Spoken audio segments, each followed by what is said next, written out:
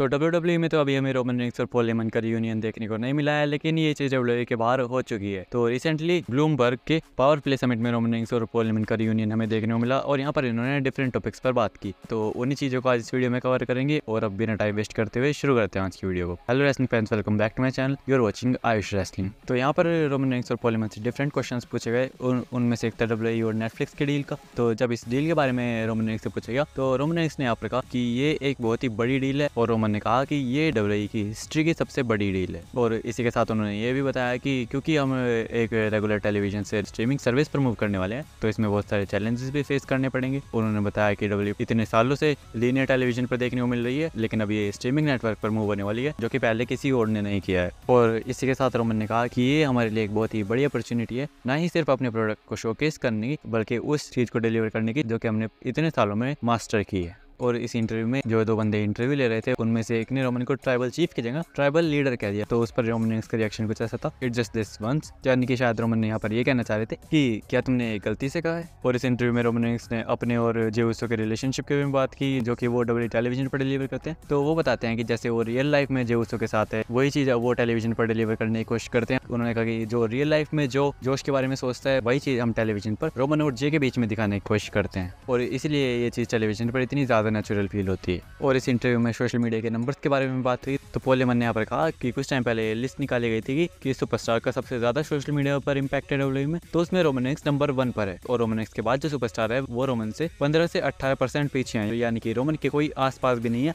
और ये चीज तब है जब रेसलमेनिया के बाद से ही रोमन अपने सोशल मीडिया अकाउंट पर बिल्कुल भी एक्टिव नहीं है। तो बिना सोशल मीडिया पर एक्टिव हुए भी रोमन रेंस का सोशल मीडिया पर इतना ज्यादा इम्पैक्ट है, उसी चीज के बारे में पॉल हेमन ने यहाँ पर बात की। और इसके साथ यहाँ पर भी नेटफ्लिक्स की बात हुई तो उन्होंने कहा कि जब WWE नेटफ्लिक्स पर जाएगी तो उसका डाटा हमें दो और वो चीज़ हमें हेल्प करेगा कि फैंस क्या देखना चाहते हैं और हम उसी हिसाब से उस चीज़ को डिलीवर करेंगे। और इस इंटरव्यू में WWE की जो पिछले कुछ सालों में बहुत ज़्यादा ग्रोथ रही है उसके बारे में बात की। तो उसका क्रेडिट पॉल हेमन ने यहाँ पर 3 बंदों को दिया। पहला WWE के CEO निक खान, दूसरा WWE के चीफ कंटेंट ऑफिसर यानी कि ट्रिपल एच, और तीसरा रोमन रेंस। और यहाँ पर ये बात भी कही गई कि जब रोमन रेंस WWE में आए थे तो उस टाइम पे WWE के शेयर का प्राइस $17-18 के आसपास था और अब WWE का प्राइस $115 से $120 के आसपास पहुंच गया है। और रोमन रेंस का कितना बड़ा रोल इस चीज में रहा है उसे बताने की जरूरत ही नहीं है। और यहाँ पर पॉल हेमन ने यह भी कहा कि माउंट रशमोर को सिर्फ 3 एड्स की जरूरत है और तीसरा बंदा है रोमन रेंस। और यहाँ पर इंटरव्यू ने ये क्वेश्चन भी पूछा कि WWE फीमेल ऑडियंस को कैसे अट्रैक्ट करती है, तो पॉल हेमन ने यहाँ पर कहा well take a look at Roman Reigns, यानी कि पॉल हेमन कहने का मतलब था कि रोमन रेंस को देखो और तुम्हें खुद समझ आ जाएगा। और फिर रोमन रेंस ने भी यहाँ पर स्माइल की और उन्होंने कहा नेक्स्ट क्वेश्चन। इसके अलावा यहाँ पर जॉन सीना की भी बात की गई कि जॉन सीना ने कई बार ये चीज कही है कि रोमन रेंस WWE की ग्रेटेस्ट ऑफ ऑल टाइम है। तो उसी चीज को रोमन रेंस ने यहाँ पर एड्रेस करते हुए कहा कि ये एक सब्जेक्टिव टॉपिक है और हर बंदे का इस पर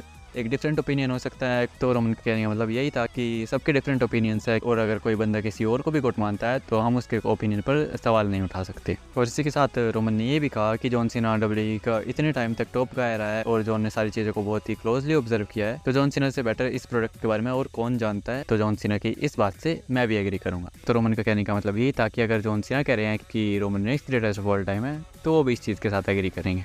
और पॉल हेमन ने यहाँ पर ये भी बताया कि उन्हें कभी लगा भी नहीं था कि WWE उन्हें रोमन रेंस के साथ काम करने का एक मौका देगी। उन्होंने कहा कि मेरी जॉब इस वर्ल्ड में सबसे ईजीएस्ट जॉब है, मुझे जो भी बंदा मिलता है उसको हाइप करना है और मुझे कभी भी इस चीज़ के लिए कभी स्क्रिप्ट की जरूरत नहीं पड़ी है। मेरे दिल में जो बातें आती है मैं वही चीज़ें बोलता हूँ। और मैंने एक जेंटलमैन को मैनेज किया था जिसका नाम था ब्रोक लेसनर। वो ओनली पर्सन है जिसने UFC, NCAA और WWE हैवीवेट चैंपियनशिप को जीता है और मैंने ब्रोक लेसनर को हाइप अप किया है और कभी भी मुझे उस चीज़ में स्क्रिप्ट की जरूरत नहीं पड़ी। और ऐसे ही रोमन के साथ रहा, जो भी बातें मेरे दिल से निकलती है मैं वही बोलता हूँ। और अगर मुझे कंकशन भी हो जाती है और मेरे से रोमन रेंस के बारे में पूछा जाए तो मेरे उस टाइम पे भी यही थॉट्स रहेंगे जो कि अभी रोमन रेंस को लेकर हैं। और मुझे कभी भी नहीं लगा था कि WWE मुझे रोमन रेंस के साथ काम करने का मौका देगी, लेकिन मुझे रोमन रेंस में बिलीव था और मैं मानता हूँ कि रोमन रेंस WWE के बेस्ट एथलीट हैं। और एक और बड़ा क्वेश्चन जो यहाँ पर रोमन रेंस से पूछा गया वो ये था कि तुम्हें हील कैरेक्टर प्ले करना ज़्यादा पसंद है या फिर फेस कैरेक्टर।